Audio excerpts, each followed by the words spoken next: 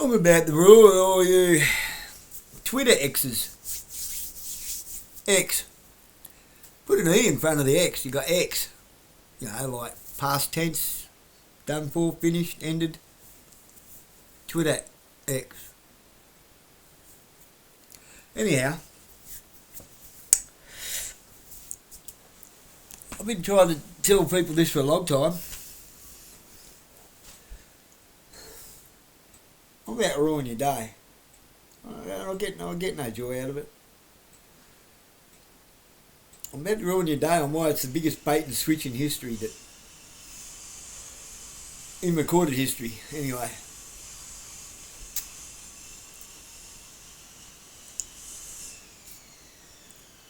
The 100 Flowers campaign, also termed 100 Flowers movement, or the Double 100 movement, was a period from 1956 to 1957 in the People's Republic of China, during which the Chinese Communist Party, CCP, led by Mao Zedong,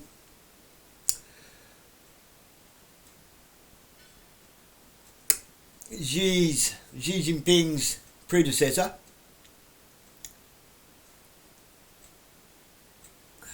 where was I? Proposed to let 100 flowers bloom in social science and arts and let 100 points of view be expressed in the field of science. It was a campaign that allowed citizens to... yeah, we know I don't like that word. It was a campaign to allow citizens to offer criticism and advice to the government and the party. Hence, it was intended to serve an anti-bureaucratic purpose, at least on the Maoists' part. The campaign resulted in a groundswell of criticism aimed at the party and its policies by those outside its ranks, and represented a brief period of relaxation in ideological and cultural control. The movement was in part a response to tensions between the Chinese Communist Party and Chinese intellectuals.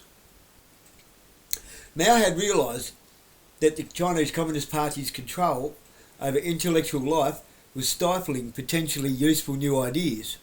He also worried about the emergence of new party elites who could threaten his position. He sought to use the movement to restrain the new forces within the party. However, criticism quickly grew out of hand and posed a threat to the communist regime. The liberation was short-lived. Afterwards, a crackdown continued through 1957 and 1959, developing into an anti-racist campaign against those who were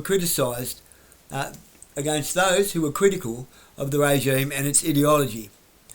Citizens were rounded up in waves by the hundreds of thousands, publicly criticised during struggle sessions, and condemned to prison camps for re-education through labour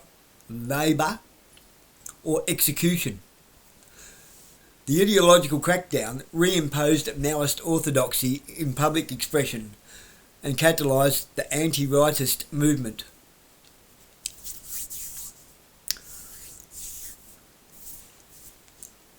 That resulted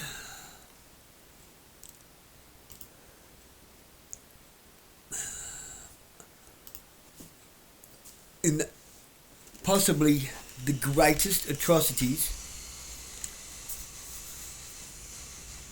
of a holocaust of a government against its own people ever. How many people were killed by Mao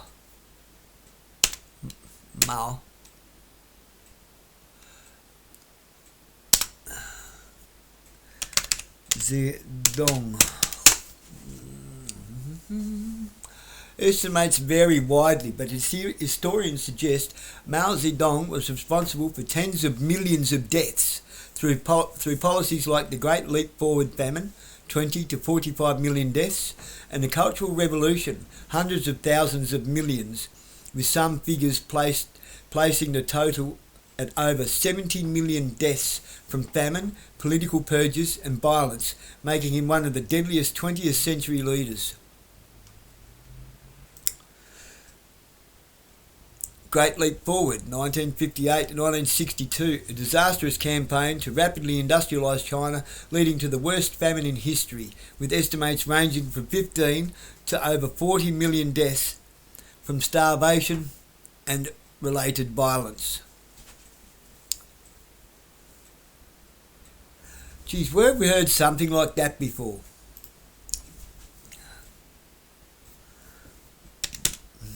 Soviet, Russia, labour camps, the Gulag.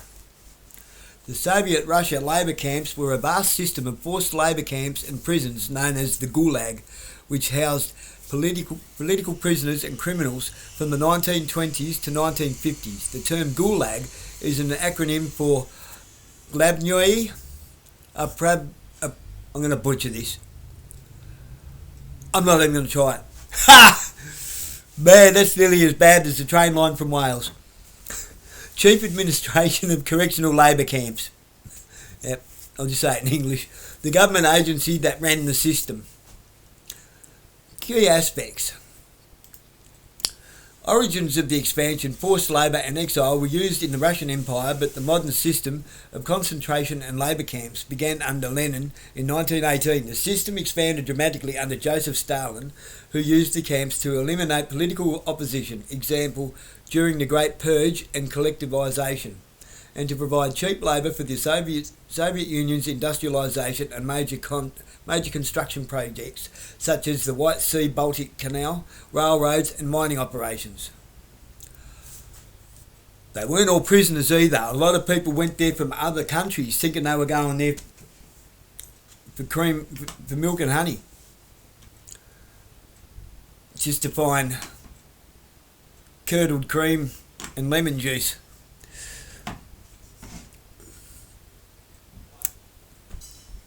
Now, like I said,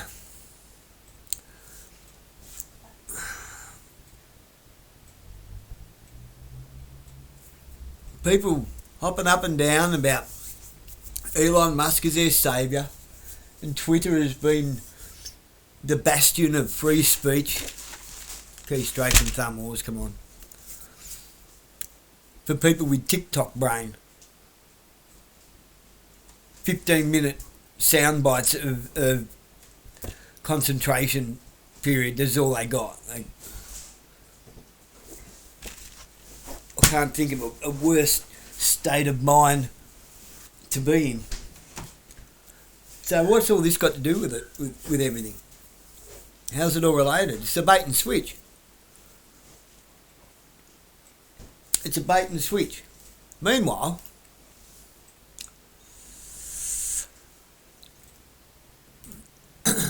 everyone's playing whack-a-mole with the Roman Vatican globalists.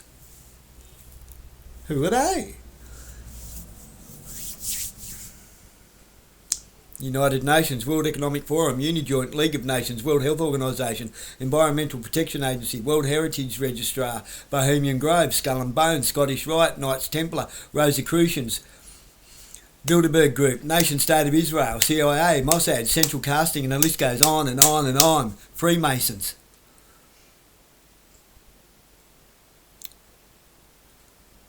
Every time you think you're getting the win,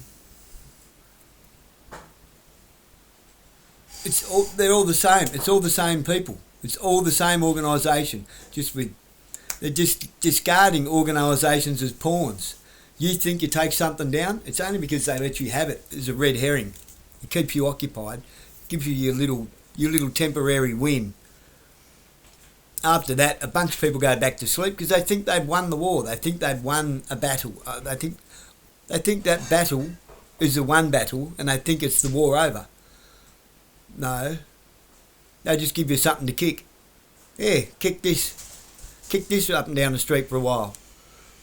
We don't need Benito Mussolini anymore. We don't need Adolf Hitler anymore. We don't need Fidel Castro anymore. We don't need Joseph Stalin anymore. We don't need Lenin anymore. We don't need Gorbachev anymore.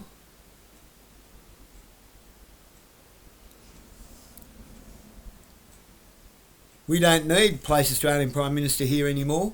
You don't elect anybody. They're the people that you're given to kick around. Except things didn't end too good for Benito Mussolini. Check out what happened to him.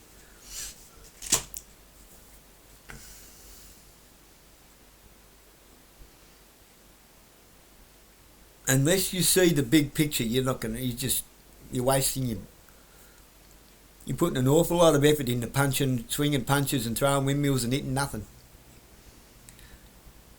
You're trying to fight flies. They come by the millions and you can't hit one.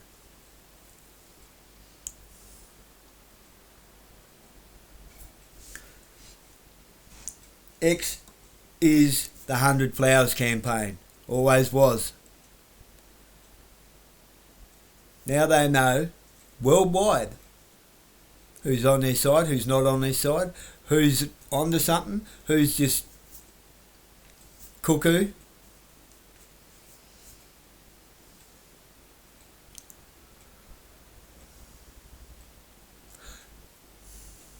How do you know if you're really onto something? When you have to keep switching your computer off because ghost arrows are floating around on your screen, ghost cursors, because pages keep popping up and then disappearing into the background. And someone else is working inside your computer.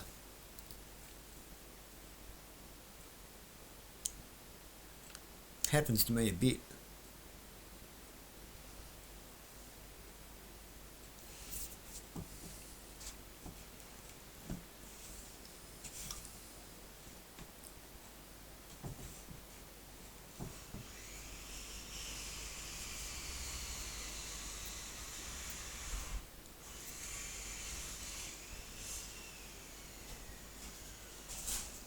Congratulations, people. The platform that you think is on your side, you've all been duped into using it to voice your opinion. Are you ready to go to the camps?